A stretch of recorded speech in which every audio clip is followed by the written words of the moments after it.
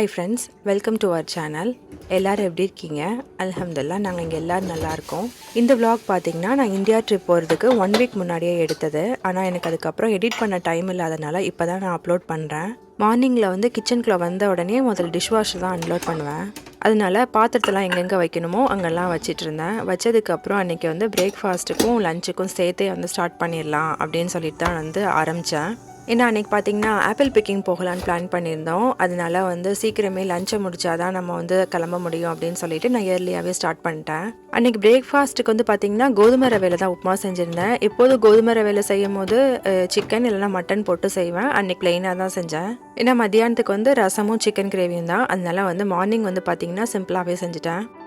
கோதுமை ரவையில் உப்புமா எப்படின்னா குக்கரில் வந்து கொஞ்சம் எண்ணெய் ஊற்றிட்டு அதிலேயே பட்டை, கிராம்பு, ஏலக்காய், வெங்காயம், தக்காளி பழம், மல்லி இலை, புதினா இலை, பச்சை மிளகாய் எல்லாம் போட்டு வதங்கினதுக்கப்புறம் அது கூட இஞ்சி பூண்டு பேஸ்ட்டும் கரம் மசாலா மட்டும் சேர்த்து போட்டு வதக்கிடுவேன். அதனால வதங்கினதுக்கப்புறம் தயிர் ஊற்றிட்டு அதுக்கப்புறம் 1 கப் ரவைக்கு வந்து 2.5 கப் அளவுக்கு தண்ணி ஊற்றி கொதிக்க வைப்பேன்.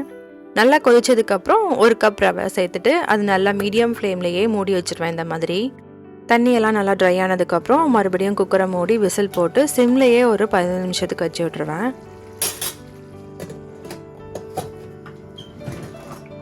அதை முடிச்சுட்டு ரசத்துக்கு ரெடி பண்ணதுக்கு ஆரம்பித்தேன். ஃபஸ்ட்டே வந்து பார்த்திங்கன்னா ரசத்துக்கு வந்து எப்போதும் புளியும் ஒரு தக்காளி பழமும் போட்டு நல்லா கொதிக்க வச்சு வடிகட்டி எடுத்துப்பேன் எப்போதுமே. அதனால் அதே மாதிரி வடிகட்டி எடுத்துகிட்டு அது கூட மிளகுத்தூள், ஜீரகத்தூள், அப்புறம் உப்பு, மஞ்சத்தூள் சேர்த்துட்டு அப்புறம் எப்போதும் வந்து ஒரு 1/2 டேபிள் ஸ்பூன் அளவுக்கு ட்ரை கோகோனட் பவுடர் சேர்த்துப்பேன். ரசம் வைக்கும் போதே பார்த்திங்கன்னா சிக்கன் கிரேவியும் சேர்த்து வச்சிடலாமேன்னு தான் ஸ்டார்ட் பண்ணேன். ரசத்துக்கு வந்து பார்த்திங்கன்னா எப்போதுமே வந்து கொஞ்சம் எண்ணெய் ஊற்றிட்டு அதில் கடுகு, உளுந்தம்பருப்பு, கொஞ்சம் சீரகம், கருவேப்பிலை, அதுலேயே காயம் போட்டும் தாளிச்சிப்பேன். அதுக்கப்புறம் அது கூட தட்டி வச்சுருந்த பூண்டும் பச்சை மிளகாயும் சேர்த்து நல்லா வதங்கினதுக்கப்புறம் கரைச்சி வச்சுருந்த புளி தண்ணியும் சேர்த்துப்பேன்.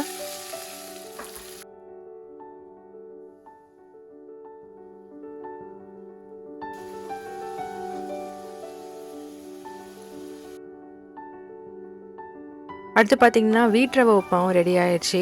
அதோட நான் வந்து மாமாவுக்கும் சாப்பாடு வச்சிடலாம், கொஞ்சம் சீக்கிரமாக காலைல சாப்பிட்டா தான் அடுத்தது மத்தியானம் சாப்பிட்டுட்டு சீக்கிரம் கிளம்பணும்ல, அதனால் நாங்கள் சீக்கிரமே காலைல சாப்பாடையும் முடிச்சிட்டோம்.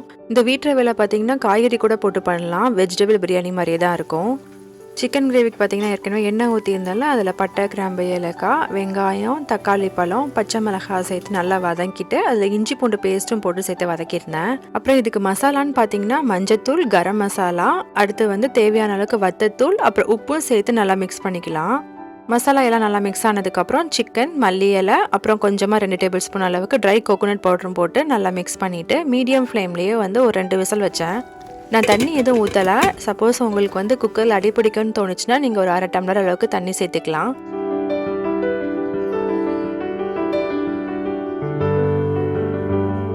நான் அதுக்குள்ளே கொஞ்சம் கிச்சனெல்லாம் க்ளீன் பண்ணிவிட்டு அப்புறம் சிக்கன் கிரேவி எப்படி வந்திருக்குதுன்னு பார்த்துட்டு இருந்தேன். சிக்கன் கிரேவி வந்து வத்தல் தூள் வந்து ரொம்ப கம்மியாக தான் சேர்த்துக்கிட்டேன். எப்போதும் வந்து அஃப்ராவுக்கு எடுத்துட்டு அதுக்கப்புறமா கொஞ்சம் வத்தல் தூள் போட்டு கொதிக்க வச்சுப்பேன்.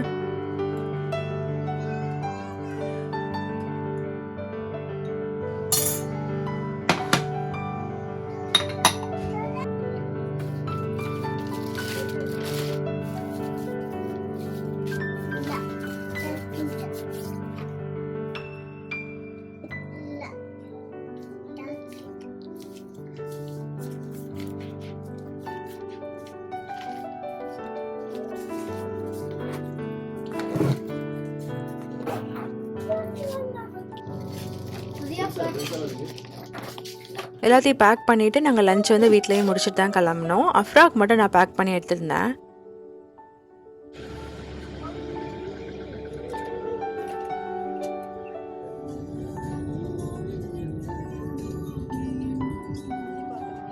மாமாவை விட மாமி தான் ரொம்ப ஆசையாக இருந்தாங்க இந்த இடத்துக்கு போகிறதுக்கு. மாமிக்கு வந்து இந்த மாதிரி இந்த செடி வளர்க்குறது, மரம் வளர்க்குறது, இந்த மாதிரி காயெலாம் அந்த மாதிரிலாம் பறிக்கிறது வந்து ரொம்ப பிடிக்கும் மாமிக்கு.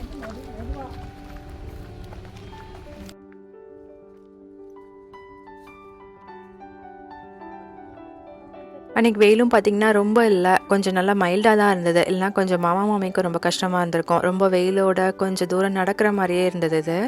ஆனால் அன்றைக்கி கிளைமேட் ரொம்ப நல்லா இருந்துச்சு. அதனால் யாருக்கும் வெயில் ரொம்ப தெரியல. இதே மாதிரி தான் அஃப்ரா பிறக்கிறதுக்கு ஒரு 6 மாதத்துக்கு முன்னாடி நாங்கள் வந்து ஆப்பிள் பிக்கிங் போயிருந்தோம். ஆனால் அது இந்த ஏரியா இல்லை, அது வேறு ஏரியா.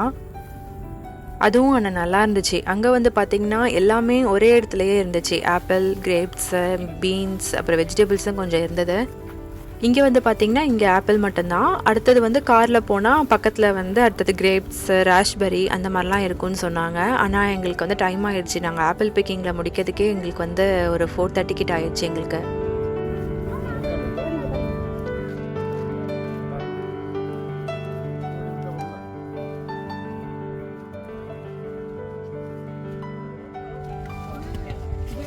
அப்புறம் இன்னொரு ஃப்ரெண்டும் கூட வந்திருந்தாங்க.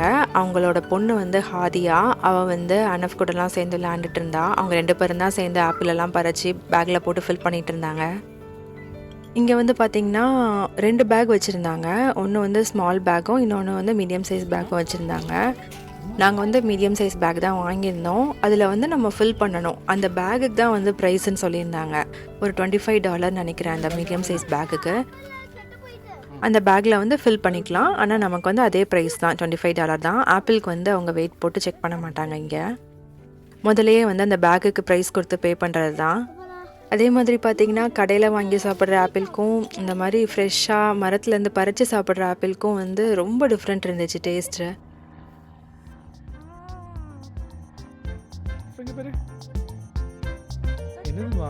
ஆப்பிள்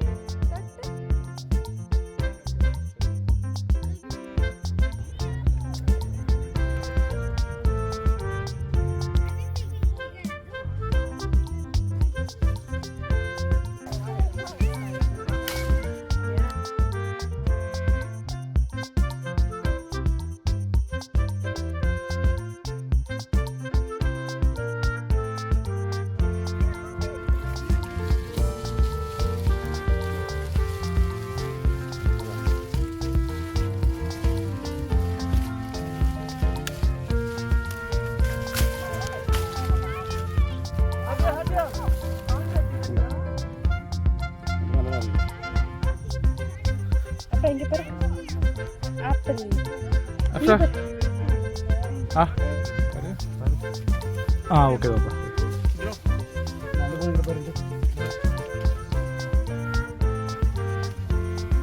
இதா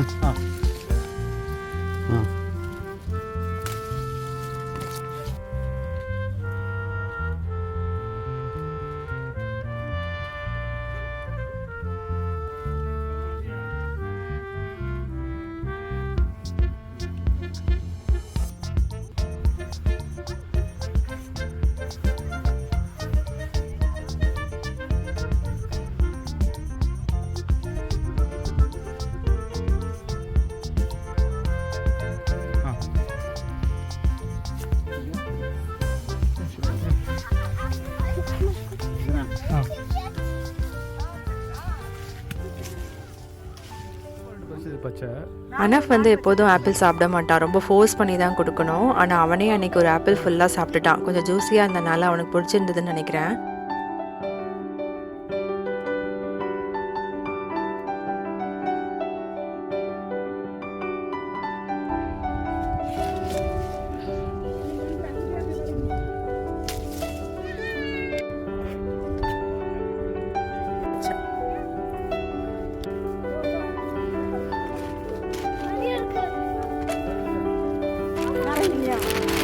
சாப்பிட்டியாம்மா?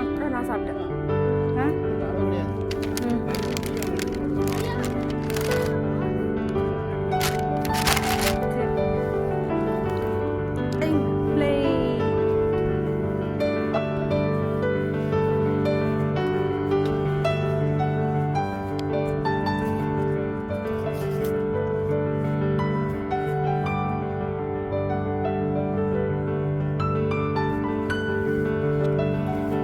போதும் போதும் தான் ஸ்டாப் பண்ணோம். ஆனால் அந்த ஆப்பில் பார்க்க பறக்கணும்னு தான் ஆசை வந்துகிட்டே இருந்துச்சு. ஒரு ஸ்டேஜில் வந்து எங்களுக்கு பேக்கை தூக்க முடியல. அதோட தான் நாங்கள் ஸ்டாப்பே பண்ணோம் ஆப்பிள் பறிக்கிறதையே.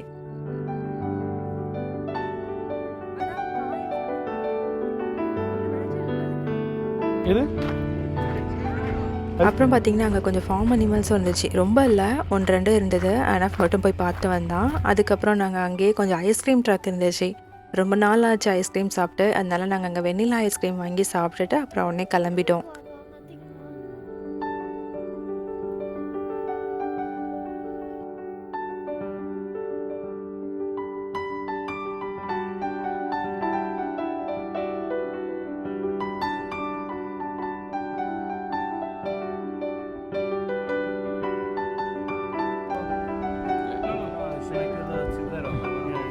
ஆனால் ஃப்ரெண்டே கொண்டு வந்து கொடுத்துருடா. ஓகே என்ன மெதுவாக அப்படி போவியடா? ஓகே திருப்பி கேட்பா.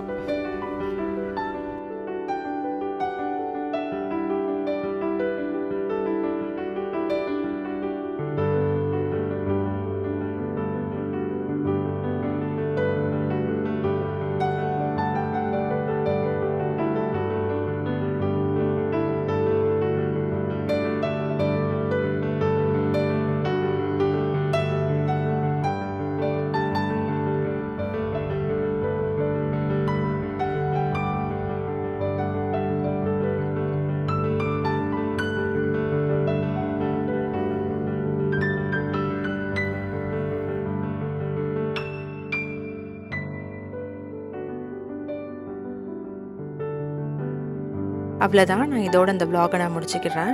இந்த vlog உங்களுக்கு கண்டிப்பாக பிடிச்சிருக்கும்னு நினைக்கிறேன். உங்களுக்கு பிடிச்சிருந்தா கண்டிப்பாக சப்ஸ்கிரைப் பண்ணுங்கள், ஷேர் பண்ணுங்கள். இதே மாதிரி வேற ஒரு இன்ட்ரெஸ்டிங்கான vlog-ஓட அடுத்த வீடியோவில் பார்க்கலாம். பாய்.